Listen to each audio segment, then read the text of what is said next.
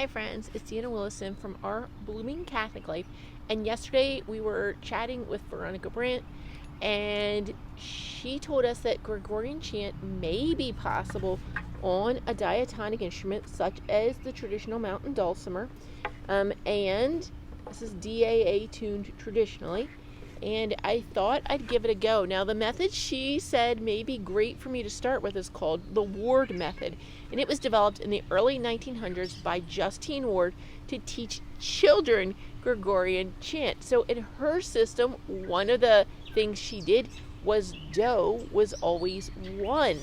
And you know, on my instrument, the traditional mountain dulcimer, do is always 3.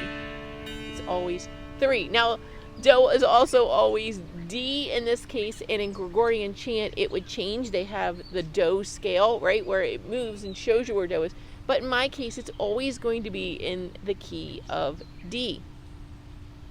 So let's give it a try. They had like 4 different versions for Tantum Ergo, and so I just marked them out. The book, because it was written, she had a whole method book. There's different levels for children, and then after they reach a certain level, she does have a hymn book for them, including a complete arrangement of the Mass, and it's all available free online. I'll put the link below because I guess it was 1915, so it must be public domain, so you can see.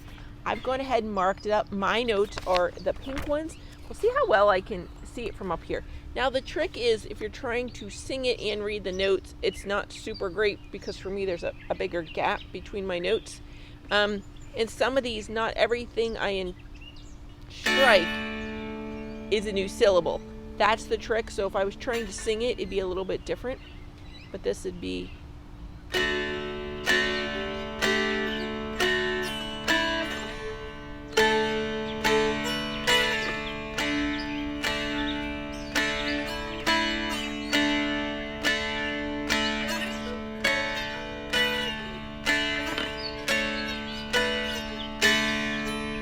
Oh, that was my fault, sorry.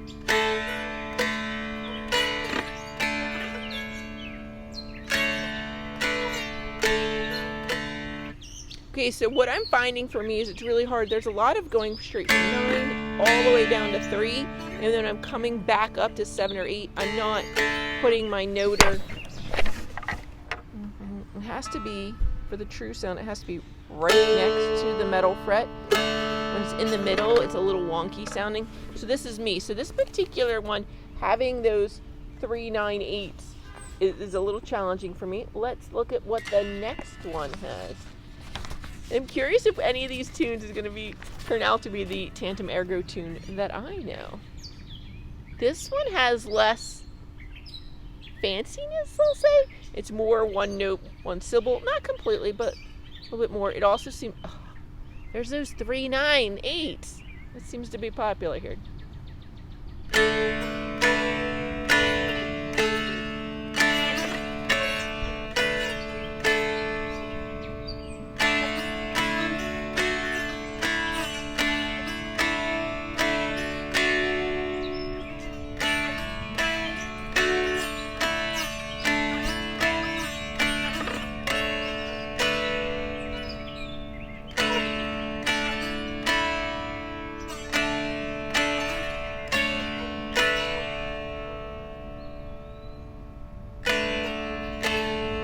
Sorry, that gap was me again. I'm trying to take a pause between lines for you.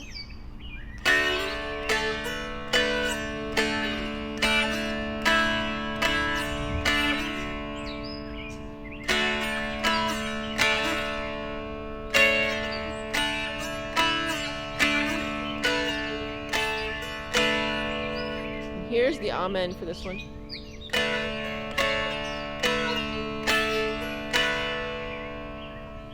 The amens are also different. Normally, in most of the traditional hymnals I'm in, it's something like 3, 2, 3 or 3, 4, 2, 3. Normally ends on do, so I find it interesting. I haven't found one yet that did end on do. Just completely different. Let's see. This one here says, okay, third medley. think I'm going to get really good at that 3-9-8 thing because they all seem to have it. It's just interesting to me that there's similar patterns.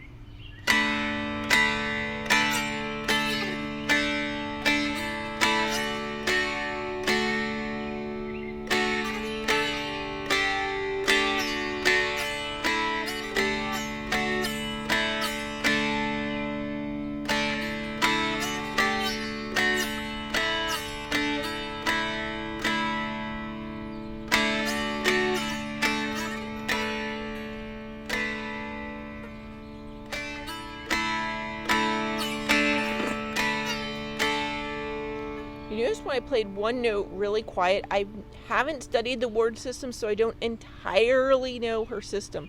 I'm thinking that the numbers that have a dot above them are held longer. I know the ones that have a little bracket underneath mean those notes belong to the same syllable, but they are of equal length. And then there's sometimes where there's a tiny number next to a big number. I'm assuming to play that softer, but I can't be sure. I haven't studied the method yet. Okay, was at Praestet Fides, I believe.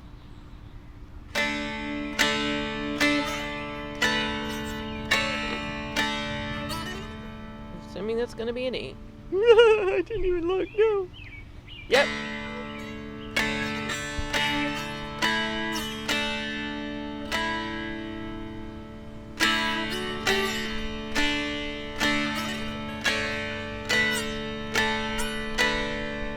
Ready for the amen?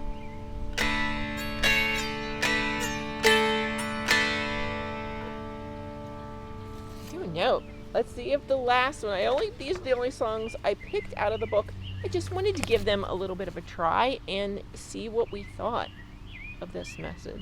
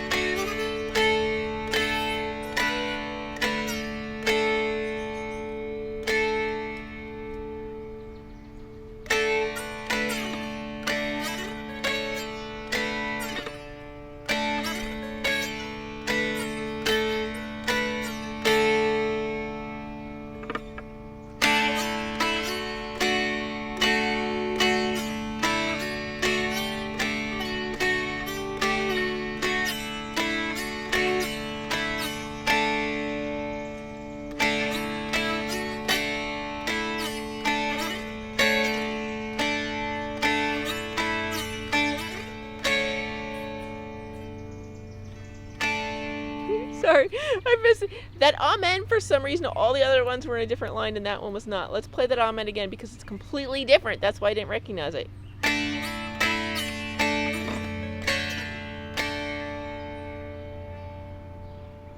Interesting. Lots of 3-9s. Why? It's very popular, and then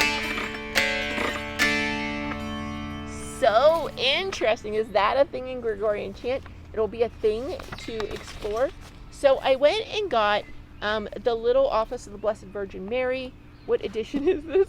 I know I have like 4 editions going for you. This is Baronius Press, the one from 2020, I believe.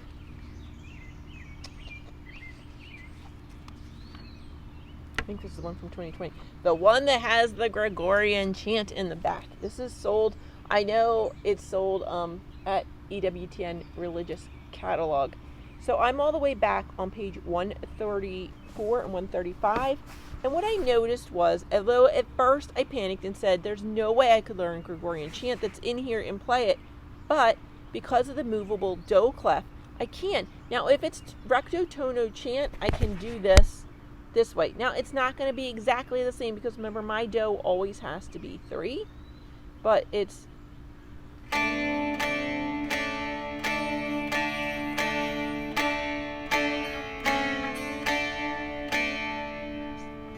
almost always on do, and so I can just look at it and see where that variation is, and it's normally just going up 1 note or down 1 note. So that's not bad. I can do that just by looking, right? Just know where the do is by looking, and it's normally going to be on that one note, which in my case is going to be 3. Now the problem is, if you look at something like on page 135, an Ave Maria, Gratia Plena, Dominus Tecum. Ooh, it is super fancy, and some of the notes go out of my range. I only have a diatonic scale, and I have 3 notes below do and 1, 2, 3, 4 notes above do. That's all I can play. I cannot play that invitatory that's up there. I would massively have to simplify that. For one thing, the first note just doesn't exist. I cannot go to like -3. Oh, and that happens, they use that note a lot. So even just doing an open note there is going to completely change it.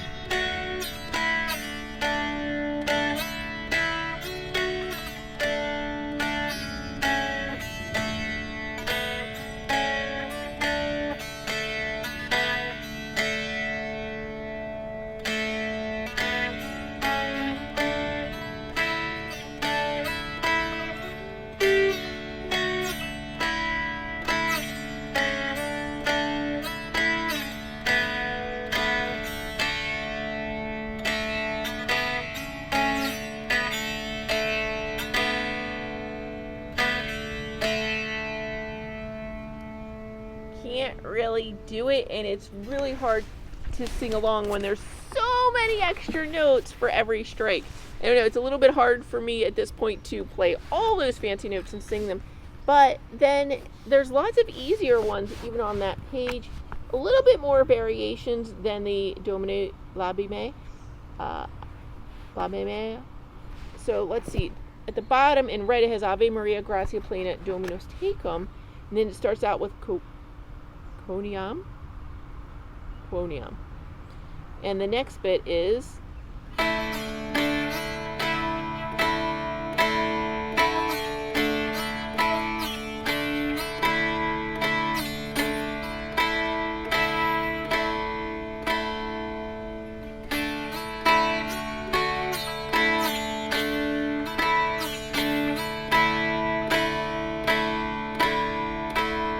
I don't know, it just keeps going on for. In other words, it's totally doable. Will it take time to figure it out and learn it? And will I be singing everything with do is D? So that would be a little bit different, but it may help me get used to the intervals. So while I may be playing D as my do, and the do is not always actually D, I'll be learning the intervals. So the distance between each note. I'll be basically learning it in relationship, and hopefully I would be able to translate that when singing in a group or listening to Veronica Brandt's tutorials. So I hope this helps you and just challenges you. Maybe you can play some of this. And a lot of the Gregorian chant in here is a lot easier than it looks. And then I got to a responsory on page 142. That is harder, but then you get over to the Te Deum and it has simple tone. That's the one I want, simple tone. So is it possible for the average Joe who's never really learned or sung Gregorian chant to start learning it? Yeah, I'm interested kind of too.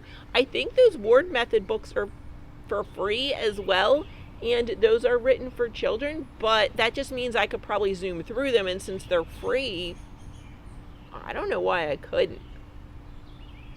So just saying, that could be something fun to do in the summer or as a little break for vacation, especially if you're a homeschooler or you're like me, a retired homeschool mom that's used to schooling and learning things year round, and you want to learn something new that's going to bring glory to God. Why not try and pick up some Gregorian chant?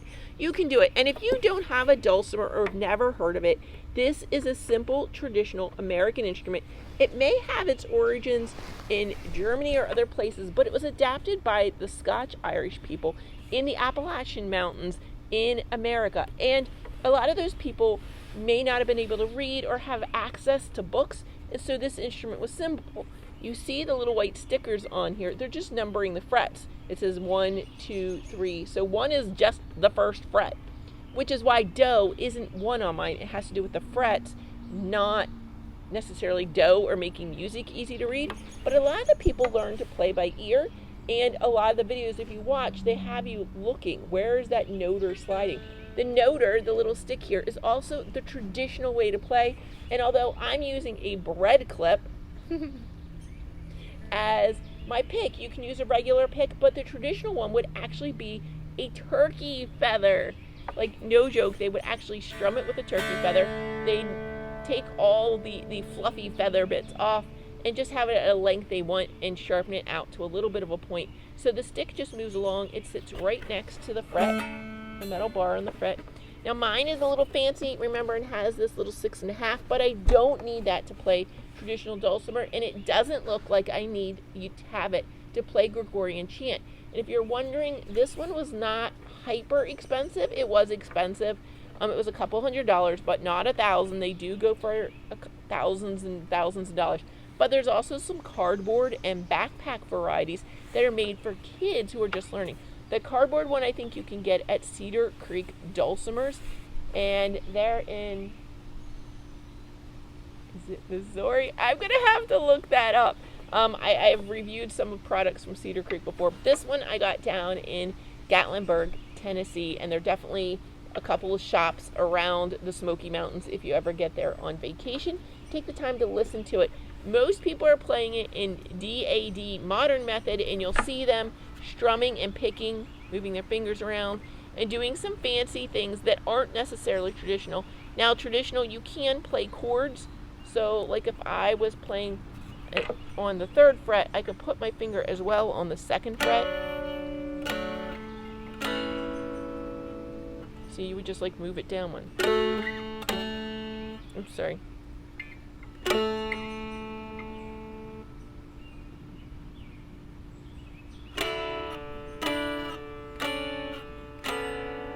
And you could pick what you like there, right? You could pick some different things.